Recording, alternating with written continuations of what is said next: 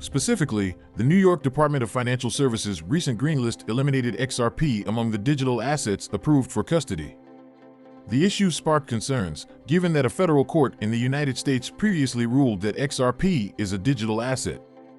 In a recent tweet, Wack clarified that circumstances surrounding XRP's absence from the green list are not as most people understood. He first elaborated on the NYDFS method of virtual asset regulation for companies. Quoting information from an official source, Wack noted that a New York State Department of Financial Services approval (BID) license enables companies to offer crypto asset business. He disclosed that the license permits not only buying, selling, and holding cryptocurrencies, but also allows for brokerage services, token issuing, crypto-to-fiat exchange, and more. Furthermore, Wack highlighted that companies seek NYDFS approval to access New York markets. On the other hand, the license aims to protect the state's financial structure. Therefore, it ensures that digital asset providers fulfill standard security practices, reserves, KYC, and anti-money laundering protections. Wack noted that for the NYDFS to achieve its aim seamlessly, it keeps a green list of cryptocurrencies. The list contains digital assets automatically approved for the license holders. He added that the list is usually short, comprising largely stable coins. Besides, Wack mentioned that XRP was not the only digital asset eliminated from the list. He noted that Litecoin and Dogecoin were equally missing. Furthermore, Wack argued that XRP's removal does not mean a total ban. He revealed that companies can still deal in XRP and other off-list cryptocurrencies. However, the only bottleneck is that such an endeavor requires further vetting from the New York regulator. Specifically, Wack stressed that XRP is not an illegal digital asset under the New York regulation. Instead, it is just not an automatically approved asset for NYDFS licensed firms. In his words, so the removal only affects COs that can't face the added rigor of applying for a license in New York while offering off-list tokens. Ultimately, Wack stated that XRP's absence from NYDFS's green list adds an extra regulatory burden to companies seeking to offer XRP. Please, do not forget to subscribe to our channel and also hit that notification bell to be the first person to get more updates about the latest happenings as regards to XRP. Central bank digital currency is a concept that has been gaining traction in recent years. The pandemic, a decline in cash payments, and the growing adoption of cryptocurrencies have played a part in the growing trend. Ripple has highlighted the growing CBDC trend in its latest report. According to the report, 9 out of 10 central banks are actively exploring the possibility of launching a CBDC. The report is based on a study conducted by the Bank for International Settlements. In the 2022 study, 81 central banks were surveyed. BIS reported that 90% of these apex banks are working on different stages of CBDC deployment. The CBDC tracker of the Atlantic Council confirms the 2022 report from BIS. According to data from June 2023, 130 countries are in different stages of CBDC development. This figure represents 98% of the global GDP. The Atlantic Council reports that 19 of the G20 countries are in advanced stages of CBDC development. In addition, 11 countries have fully embraced the CBDC technology. China leads the pack, performing over $3.6 billion in monthly transactions with the digital yuan. Juniper Research confirms the growing trend, predicting that CBDC payments will reach $213 billion by 2030. Ripple's VP of CBDC, James Wallace, suggested that partnerships with the private and public sectors are essential to drive CBDC growth. According to him, the central banks can control the infrastructure while the private sector introduces the innovation. In May, Ripple launched a platform to help central banks issue their CBDCs. Ripple's CBDC platform allows central banks to mint, distribute, redeem, and burn tokens. In August, Ripple reported that 8 central banks were already building on this platform. The platforms offer apex banks more customizable and efficient CBDCs. The Ripple CBDC platform is powered by the XRP ledger. However, it is built on an independent private ledger. Ripple explains that countries are increasing their adoption of CBDCs because the technology offers greater efficiency in both domestic and cross-border payments. CBDCs can also help them expand their financial inclusion by offering access to payments and credit products.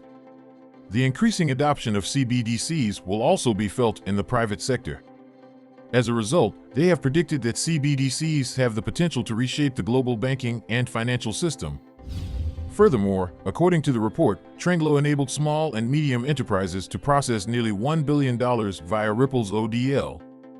In particular, it mentioned that ODL transactions increased from $53 million 2 years ago to $970 million last year. The gap in the ODL processed transaction within that period implies a 1,729% growth. The well-known XRP influencer crypto Ari took to X to share the development with the XRP community. Notably, the report captured how the Ripple partner moved from a Malaysia-based cross-border payment firm to a global remittance provider. It highlighted that Tranglo became a global contender through its people-centric approach. The group CEO of Tranglo, Jackie Lee, elaborated on the key principles that underscore the firm's strategy. According to Lee, Tranglo's journey began by addressing the specific needs of individuals and aligning its services with their demands. Specifically, Lee cited catering to the needs of people seeking international airtime top-up services. In his words, "Foreign workers needed them for their loved ones back home, so we filled the gap to stabilize supply. In 2015, we pivoted to cross-border payments, again prioritizing people's need for more affordable remittances." Also, Lee mentioned that its strategy included empowering a formidable workforce and forging strategic alliances. In a recent tweet, Tranglo expressed gratitude for the partnership with Ripple, as it is pivotal in its success story. Now to the big question of the day, Ripple's exec's latest visit to the SEC. Are we to believe that a settlement is forthcoming? Please, do not forget to subscribe to our channel and also hit that notification bell to be the first person to get more updates about the latest happenings as regards to XRP. In a startling development, top executives from Ripple Labs visited Washington, D.C. to meet with members of the United States Congress as part of efforts to push for favorable crypto bills for the crypto industry. Notably, the Washington, D.C. trip was led by Ripple CEO Brad Garlinghouse. Other top executives from Ripple Labs, including Chief Legal Officer Stuart Alderety and Vice President, Global Head of Public Policy Rob Grant, also embarked on the trip. Garlinghouse took to the X platform to announce the development. The Ripple CEO mentioned that he's back in Washington, D.C., along with Alderety, for meetings with Congress members. He emphasized the importance of engaging with elected officials responsible for proposing bills to achieve regulatory clarity. It bears mentioning that the development comes over 2 months after a federal court issued the highly anticipated summary judgment in the company's multi-year legal tussle against the SEC. The leading blockchain payments company partially won the case, as the court ruled that most of its XRP-related transactions did not violate federal securities laws. While the SEC is pushing for an interlocutory appeal to challenge the ruling on Ripple's programmatic sales of XRP and other distributions, the company execs recently sent a subtle message to the regulator. In a tweet yesterday, Alderety shared a picture of him with Garlinghouse standing in front of the U.S. Supreme Court, using the caption, "While the industry waits for legislative clarity from Congress, we should always be able to count on checks and balances." A few hours later, Garlinghouse also shared a picture of him with Alderety in front of SEC headquarters. Garlinghouse clarified that their visit to the SEC's building was not based on invitation. Expectedly, all pictures prompted reactions from XRP community members. Some enthusiasts speculate that Ripple execs indirectly informed the SEC of its readiness to adopt all available options to resolve the legal battle, including taking the case to the Supreme Court. However, others suggested that Ripple could prepare to settle with the SEC following its visit to the agency's building. Reacting to the development, Yasin Mubarak, a prominent XRP community member and founder of Dizzer Capital, stated that the picture is not a settlement message from Ripple.